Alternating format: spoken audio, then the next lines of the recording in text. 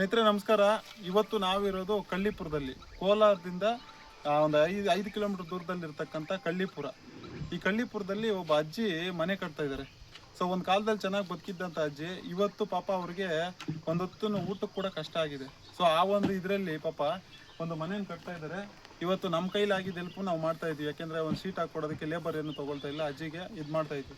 ನಿಮ್ಮ ಕೈಲಿ ಏನಾಗುತ್ತೋ ಒಂದು ಟೈಮಲ್ಲಿ ಅಜ್ಜಿ ಊಟ ಆಗದಂಥ ವ್ಯಕ್ತಿ, ಪ್ರತಿಯೊಬ್ಬರಿಗೂ ಹೊಟ್ಟೆ ತುಂಬ ಊಟ ಆಗದಂಥ ವ್ಯಕ್ತಿ ಇವತ್ತು ಆ ಅಜ್ಜಿಗೆ ಊಟಕ್ಕೆ ನಡೀದೇ ಇರ್ತಕ್ಕಂಥ ಒಂದು ಕಾಲ ಇದು ಬಂದೈತೆ. ದಯವಿಟ್ಟು ಈ ವಿಡಿಯೋನ ಯಾರು ನೋಡ್ತೀರೋ ಅವರು ದಯವಿಟ್ಟು ಹೆಚ್ಚಾಗಿ ಶೇರ್ ಮಾಡಿ. ನಿಮ್ಮ ಕೈಲಿ ಎಷ್ಟಾಗ್ತದೆ, 100 ರೂಪಾಯಿ ಆಗ್ಬೋದು, 200 ರೂಪಾಯಿ ಆಗ್ಬೋದು, ನಿಮ್ಮ ಕೈಲಿ ಎಷ್ಟಾಗುತ್ತೋ ಅಷ್ಟು ಸಹಾಯ ಮಾಡಿ ದಯವಿಟ್ಟು. ಸ್ನೇಹಿತರೆ ನಿಮ್ಗೇನಾದರೂ ಹೆಲ್ಪ್ ಮಾಡಬೇಕು ಅಂತ ಹೇಳಿದರೆ ಇದೇ ಊರಿಗೆ ಬಂದು ಆ ರಚ್ಚೆ ಪಕ್ಕದಲ್ಲೇ ಮನೆ ಕಟ್ತಾ ಇದ್ದಾರೆ. ಅಜ್ಜಿ ನಂಬರು ಈ ಒಂದು ಇದರಲ್ಲಿ ಹಾಕಿರ್ತೀನಿ. ದಯವಿಟ್ಟು ಅವ್ರಿಗೆ ಫೋನ್ ಮಾಡಿ ಇಲ್ಲಿಗೆ ಬಂದು ಅವ್ರ ಪರಿಸ್ಥಿತಿ ನೋಡಿ ನೀವು ಸಹಾಯ ಮಾಡ್ಬೋದು. ದಯವಿಟ್ಟು ಅಜ್ಜಿನ ಕೇಳೋಣ ಯಾವ ರೀತಿ ಬೆಳೆದು ಬಂತಂತ ಇದು ಅಂತ ಹೇಳ್ಬಿಟ್ಟು. ಬಾಯ್ ಹೇಳಜ್ಜಿ, ನಿಮ್ಮ ಕಷ್ಟ ಹೆಂಗಿದೆ, ಯಾವ ರೀತಿ ಇದ್ರಿ ನೀವು, ಇವಾಗ ಹೆಂಗಿದ್ದೀರಾ ಅಂತ ಹೇಳ್ಬಿಟ್ಟು ಸ್ವಲ್ಪ ಹೇಳ್ರಿ. ನಮ್ದು ನಮ್ಮ ಜಮೀನುಗಳೆಲ್ಲ ಇದು ಮಾಡಿಬಿಟ್ಟು ತೊಂದರೆ ನನಗಿಲ್ಲಿ. ಅದಕ್ಕೋಸ್ಕರಾಗಿ ನಾನು ಬೆಂಗಳೂರಾಗ ಹೋಗಿದ್ದು ಮನೆ ಕೆಲಸ ಮಾಡಿಕೊಂಡು ಏನೋ ಅಲ್ಲಿ ಇಲ್ಲಿ ಜೀವನ ಮಾಡಿ ಇವಾಗ ಸ್ವಲ್ಪ ತೊಂದರೆ ಆಗೈತೆ. ಮಕ್ಕಳು ಪಾಪ ಒಬ್ಬಡಿಗೂ ಮೆಂಟ್ಲು ಥರ ಆಗ್ಬಿಟ್ಟವನೆ, ಇನ್ನೊಬ್ಬಡಿಗೂ ಸ್ವಲ್ಪ ಲಾಸ್ ಆಗಿ ಅವನು ಜೀವನ ಮಾಡ್ತಾವನೆ. ಸ್ವಲ್ಪ ಹೆಲ್ಪ್ ಮಾಡಿಬಿಟ್ರೆ ಸಾಕು. ನಾನು ಚಂದ್ರಲ್ಲಿ ಹೊಟ್ಟಾಗ ಅಡುಗೆ ಮಾಡಿ ಪೊಲೀಸರು ಎಲ್ರಿಗೂ ಊಟ ಕೊಡ್ತಾಯಿದ್ದೆ. ಇವಾಗ ವಯಸ್ಸಾಗಿ ಸುಸ್ತಾಗ್ಬಿಟ್ಟಿದ್ದೀನಿ. ಇವಾಗ ಒಂದು ಮನೆ ಆಗಬೇಕು ಅಂತ ದಯವಿಟ್ಟು ಕೇಳ್ಕೊತಾ ಇದ್ದೀನಿ.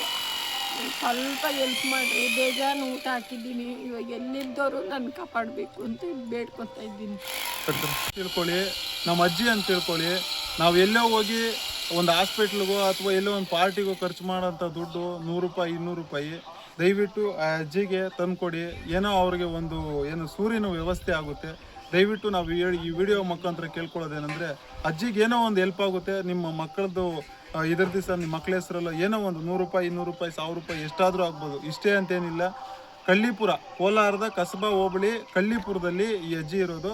ಈ ಅಜ್ಜಿಗೆ ನಿಮ್ಮ ಕೈಲಾದಂಥ ಸಹಾಯ ಏನಾದರೂ ಒಂದು ಮಾಡಿ ದಯವಿಟ್ಟು. ಈ ಮುಖಾಂತರ ನಾನು ನಿಮ್ಮನ್ನು ಕೇಳ್ಕೊಡೋದು, ಅಜ್ಜಿಗೆ ಏನಾದರೂ ಒಂದು ಹೆಲ್ಪ್ ಮಾಡಿ ಅಷ್ಟೇ. ಅವರ ಹುಡುಗನ ಮದುವೆಗೆ ಹೋಗಿದ್ದೆ ಮೊನ್ನೆ, ಇಲ್ಲಿ ಕೋಲಾರದಾಗ ಆಗಿತ್ತು. ಆ ಹುಡುಗ ವಿಡಿಯೋ ಇದು ನನ್ನ ಫೋಟೋ ತೆಗೆದು ಗ್ರೂಪ್ಗೆ ಹಾಕ್ತೀನಿ ಅಜ್ಜಿ, ನಾನು ಪೊಲೀಸರಿಗೆ ಎಲ್ಲ ಫ್ರೆಂಡ್ಗಳಿಗೆಲ್ಲ ಹಾಕ್ತೀನಿ ಅಂತ ಮೊನ್ನೆ ಫೋಟೋದಾಗ ಗ್ರೂಪ್ಗೆ ಹಾಕವ್ರಿ. ಅವನು ನನ್ನ ನಂಬಿರೋದು. ನಾನು ಈ ಮನೆ ದೊಡ್ಡ ಸೊಸೆ.